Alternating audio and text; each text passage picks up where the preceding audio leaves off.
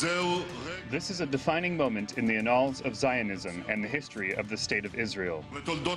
Israeli Prime Minister Benjamin Netanyahu calls the passage of a nation-state bill a historic moment for Israel.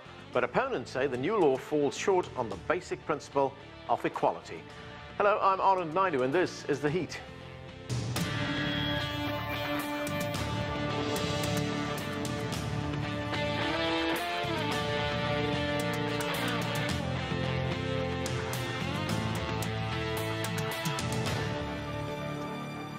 The Israeli parliament recently passed a bill that declares Israel a nation-state of the Jewish people. The bill, backed by Benjamin Netanyahu's government, passed through parliament after months of political debate. It states, Israel is the historical homeland of the Jewish people and they have an exclusive right to self-determination. Israeli Arab lawmakers are condemning the new law.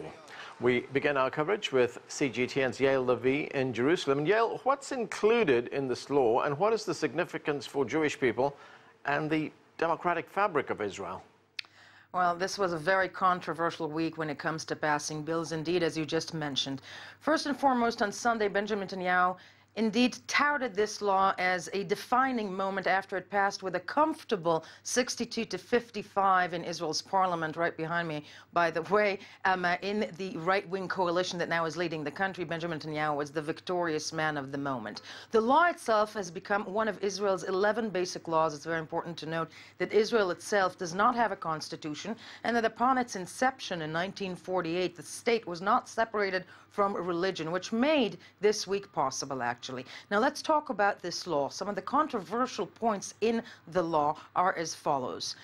The right to self-determination, only Jews. Hebrew is now the only official language in Israel. It was Hebrew and Arabic. Arabic is now a special language. There's just one official language as of this week in Israel. And also there is a support, or the Jewish people are encouraged to live in communities. Now, it is important to know that Arab Israelis make up 20% of Israel's population.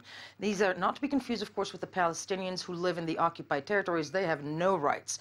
But Israeli Arab citizens are citizens of the country, and there was a Declaration of Independence in 1948 stating that every civilian is equal regardless of gender, of religion, or of their race. And at this point in time, Arab Israeli lawmakers who were very vocal this week, like Ayman Odeh, who heads the Arab Israeli Party in the opposition in the Israeli parliament, said that this is a law that actually enables and makes racism legal.